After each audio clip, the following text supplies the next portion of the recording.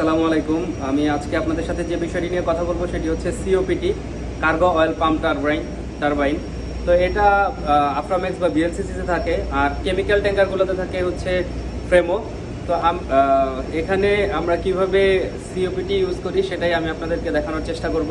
তো সিওপিটি রেডি করার জন্য আপনাকে প্রথমে ওরা 2 ঘন্টার নোটিশ দিবে। 2 ঘন্টার নোটিসে আপনাকে একটা জেনারেটর চালাইতে হবে এবং বয়লার প্রিপেয়ার করতে হবে। তো boiler preparation is most important here. আপনাদেরকে আমি কিভাবে বয়লার প্রিপেয়ার করতে হবে, প্লাস সিওপিটি কিভাবে চালাইতে হবে, প্লাস হচ্ছে আইজি সিস্টেম কিভাবে চালাইতে হবে সেটা আমি এখানে দেখানোর চেষ্টা করব। তো প্ল্যান প্রিপারেশনের প্রথমেই আপনাকে চালিয়ে নিতে হবে vacuum condenser sea water pump. Next আপনাকে চালাইতে হবে কন্ডেন্সেট পাম্প। এখানে 2টা পাম্প থাকবে, এদার নাম্বার 1 আর নাম্বার 2, যে কোনো একটা চালালেই হবে। তারপরে চালাইতে হবে scrubber sea water cooling pump. এটা মূলত আইজি সিস্টেমের জন্য চালাতে হয়।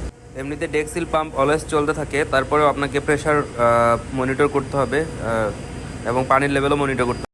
Then you have to start the lube oil priming pump for number 1 COPT and start the COPT panel and reset the alarm. যেহেতু আমার এখানে প্রথম থেকে অন করা ছিল তাই কোনো অ্যালার্ম আসেনি, বাট সিওপিটি প্যানেল স্টার্ট করার সাথে সাথে অ্যালার্ম আসবে। তারপর হচ্ছে same number 2 and number 3 lube oil priming pump চালাতে হবে এবং সিওপিটি প্যানেল অন করতে হবে, just on, and then there will be some alarms and you will have to reset this one because of IG pressure will be low. On the same way, you will have to start this number 3 lube oil priming pump for COPT number 3, and you will have to start the panel for number 3 COPT and reset the alarm. Then প্রত্যেকটা gland steam বাল্ব open করতে হবে সিওপিটির। এটা number 1 এর জন্য gland steam bulb, so এটা আমার প্রথমে ওপেন করতে হবে।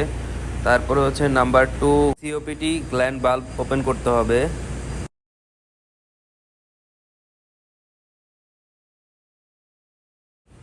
নাম্বার 3 সিওপিটি গ্ল্যান্ড স্টিম বাল্ব ওপেন করতে হবে।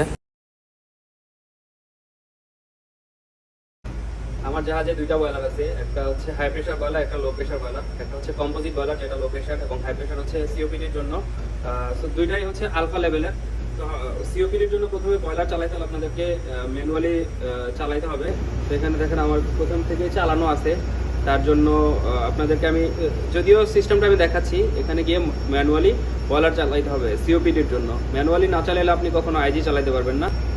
প্রথমে বয়লারটাকে ম্যানুয়ালি চালাইতে হবে এবং এখানে একটা এই যে দেখতেছেন ফোর্স ফ্যান,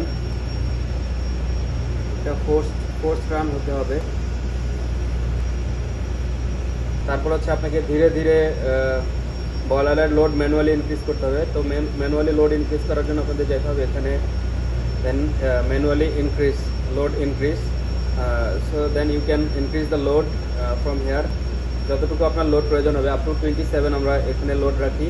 তারপর হচ্ছে আস্তে আস্তে বাড়াই।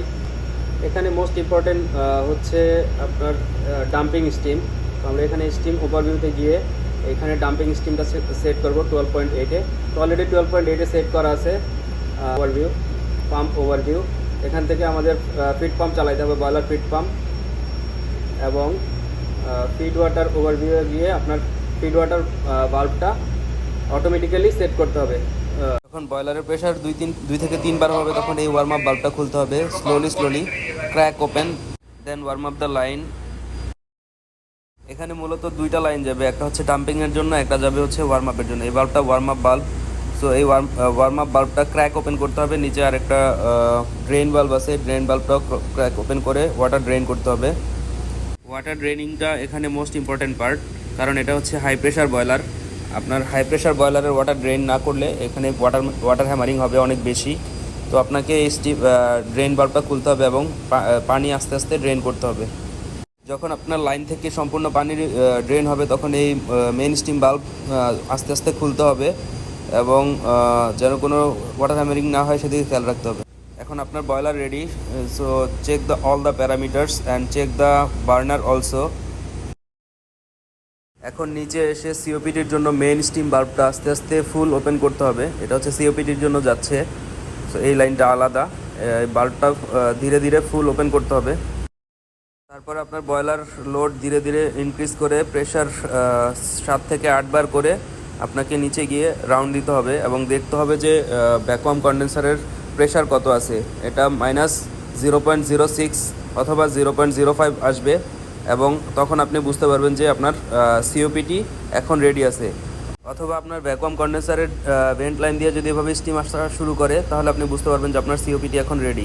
এখন আপনাকে ডেকে গিয়ে এভাবে ডেক সিল পাম্পের ওয়াটার লেভেল চেক করতে হবে, এবং যদি না যেতে পারেন তাহলে চিফ অফিসারের সাথে কন্ট্যাক্ট করে ট্যাঙ্কের লেভেল জানতে হবে। সিওপিটি চালানোর পূর্বে আপনাকে আইজি সিস্টেম চালাতে হবে। আইজি সিস্টেম চালানোর জন্য ব্লোয়ার সিলেক্ট করবেন, নাম্বার 1 অথবা নাম্বার 2। দেন প্যানেল থেকে অ্যালার্ম রিসেট করে সিস্টেম রেডি টু স্টার্ট এভাবে গ্রিন বাটন রাখতে হবে। দেন আইজি সিস্টেম স্টার্ট করার জন্য 1 থেকে 2 নিয়ে স্টার্ট করতে হবে। সাথে সাথে দেখবেন ব্লোয়ার স্টার্ট হয়ে গেছে। দেন ব্লোয়ারের ড্রেন বন্ধ করে দিতে হবে এবং ফ্রেশ ওয়াটারের বাল্ব বন্ধ আছে কিনা সেটা চেক করতে হবে। এখন আসি অক্সিজেন অ্যানালাইজার ইউনিটে। কালো 2টা নব একটা স্প্যান গ্যাসে দিতে হবে আর একটা হচ্ছে আইজি সিস্টেমে দিতে হবে। তারপরে আস্তে আস্তে অক্সিজেন লেভেল কমে আসবে। 5-এর নিচে আসলে ডেক ডেলিভারি দিতে পারবেন। চিফ অফিসার যখন সিওপিটি রোল করার কথা বলবে তখন এই লাইন দিয়ে রোল করতে হবে। সো সিওপিটি রোল করার জন্য প্রথমে এই স্টিম বাল্ব ক্র্যাক ওপেন করতে হবে এবং এখানে আরপিএম মেনটেন করতে হবে ম্যাক্সিমাম 400, তবে 100 থেকে 300-র মধ্যে হলে ভালো হয়। অথবা যদি আপনার রোলিং বাল্ব কাজ না করে তাহলে মেইন স্টিম বাল্ব দিয়েও ক্র্যাক ওপেন করে রোল করা যাবে। ডেকের সাথে কমিউনিকেশন করে সিওপি হ্যান্ডওভার করবেন সিকোয়েন্স অনুযায়ী 800 আরপিএমে। যখন সিওপিটির আরপিএম বাড়ানো হবে, ধীরে ধীরে আপনাকেও বয়লারের লোড ইনক্রিজ করতে হবে। এখানে দেখতেছেন বয়লারের লোড ইনক্রিজ করা হয়েছে 48%। তো ডাম্পিং স্টিমের বাল্ব অলওয়েজ ওপেন করা থাকে। এটা হচ্ছে ড্রেন বাল্ব ওপেন থাকবে, ইনলেট আউটলেট ওপেন থাকবে এবং বাইপাসটা ক্লোজ আছে কিনা সেটা খেয়াল রাখতে হবে। প্রতি 1 ঘন্টা পর পর প্যারামিটার্সগুলো চেক করতে হবে এবং আইজি লগ শিটে সেটা লিখে রাখতে হবে রেকর্ডের জন্য।